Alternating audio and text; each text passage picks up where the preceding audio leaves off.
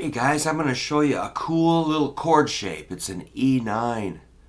Well, I guess it could be any 9 you want, but like when I pick up a guitar, I'm just like, woo, let's play. I like to slide into this major third, which is a G sharp on the 5th string, 11th fret. I had to check. Yep, that's a third. And then I'll assemble my 9th chord right up there. So that's my index finger. And there's my chord. So it's like, get right into that 9th. So the shape is index middle on the 11th fret. Index is on the 5th string. Middle's on the 3rd string. That's a 3rd and a 9th. Then my ring finger goes to the 4th string, 12th fret. The D, that's the dominant 7th. So I've got a nice chord I'm building here. And then pinky goes to 2nd string, 12th fret. That's the B, the 5th. So we got a 3rd, flatted 7, 9th, and a 5th. And if you want the roots, they're just the outer strings.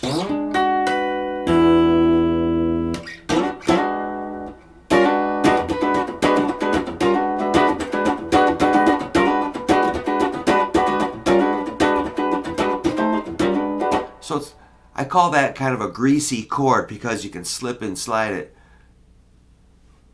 back and forth. 9th chords just kind of work.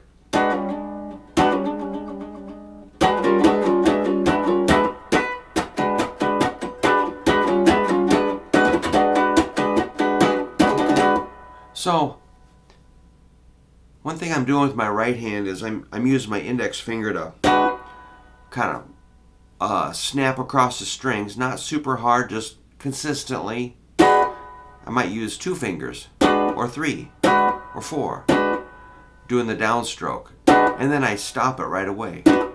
With the underside, I sort of spank the strings, or just hush them, really. I'm just touching them with that side of my hand. So it's really natural.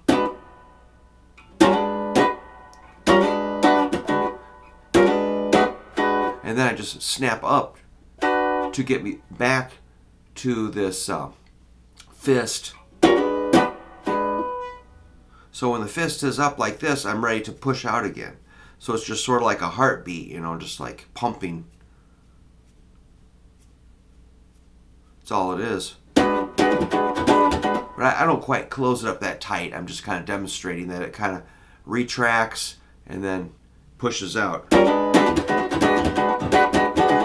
I can also mute with my fretting hand by relaxing it, but not going off, not leaving the strings, just softening my hand from tension to no tension. So I can stop it here or kind of spank the strings with the underside of my hand. Yeah.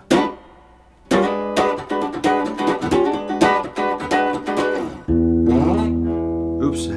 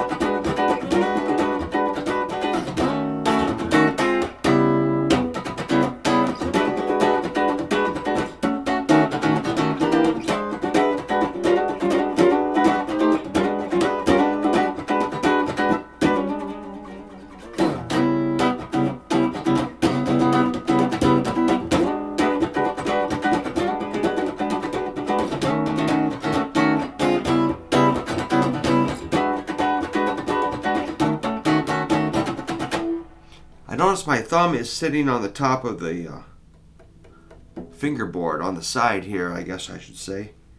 That's where I always love doing stuff like that because it just takes the whole weight of the world off of my arm, so I'm not, having to hold my arm in space. It makes it really comfortable. That kind of thing. And another that's if you're doing the two-handed tapping thing, like there's the thumb there again. Crazy, man. Hey, so a ninth chord, it's something you can strum, or you can kind of extract a melodic line out of that by knowing the notes of the chord, which are E, F sharp, G sharp, B, D. And you can put an E in there and your F sharp.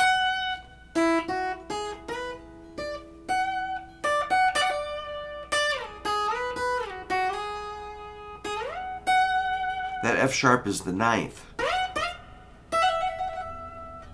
And the D is the flatted 7. So you could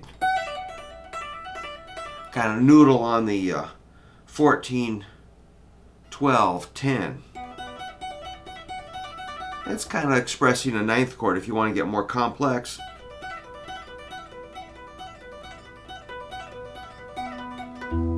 That's kind of fun. That's again a 14, 12, 10, and 7.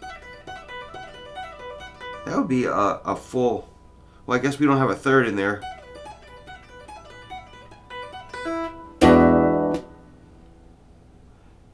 If you could get from that to the chord quickly, that would be ideal. But so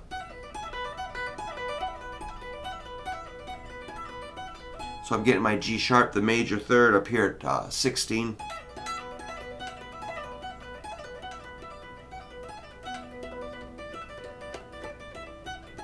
Just kind of noodling around on that. It's fun.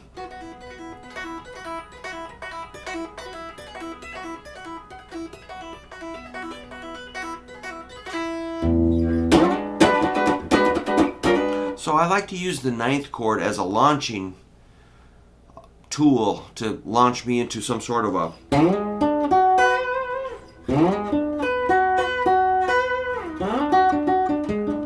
into phrasing of some sort. Let's put a little distortion on that.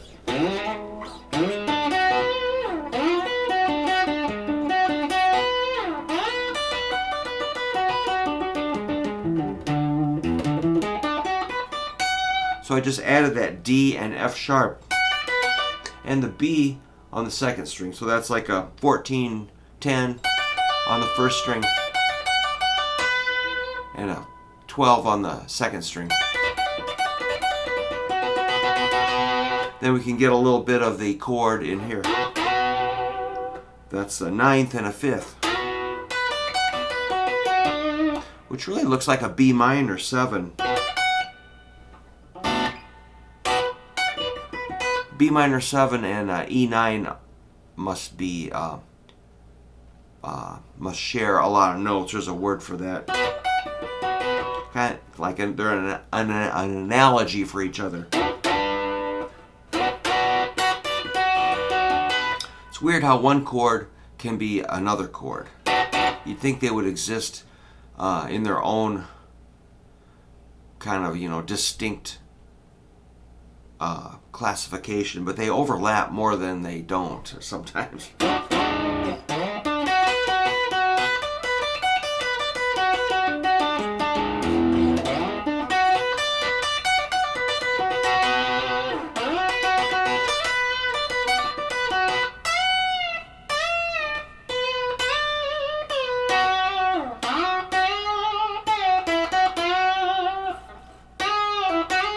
That's like a major third at the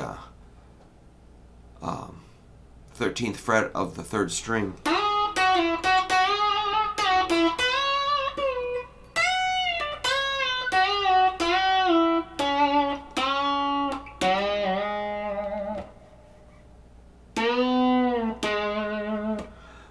It starts to get wild where you can do things like chromatic things like, check this out.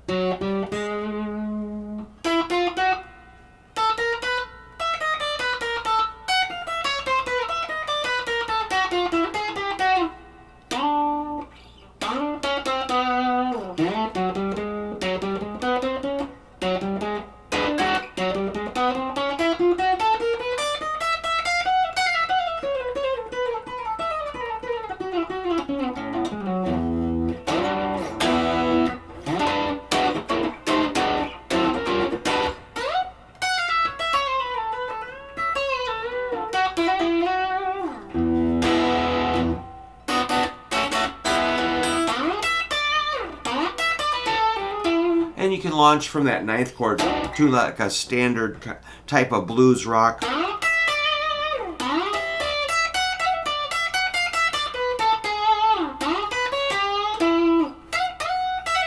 So you can just color that typical blues rock business with a ninth interval, which is the F sharp. So just being aware of that kind of just adds, you know, more possibilities to your soloing.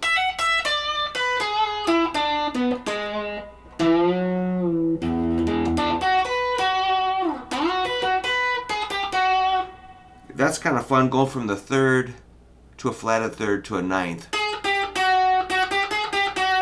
Just those little patterns.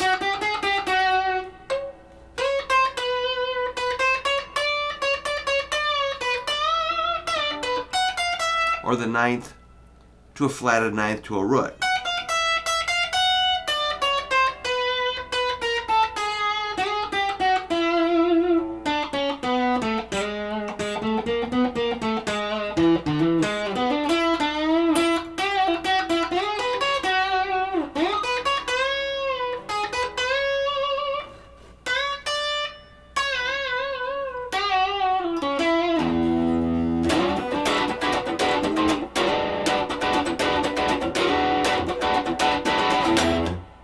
Yeah, man, get into the ninth chords. They're really fun to explore, and they have kind of a loose feel. You know, they're welcoming. They allow you to kind of have fun and experiment and add in more possibilities to your soloing. So it's really, remember, a ninth is like an E9 is just about an E7. You're just adding an F sharp to it, so that it fits in really good with blues and rock.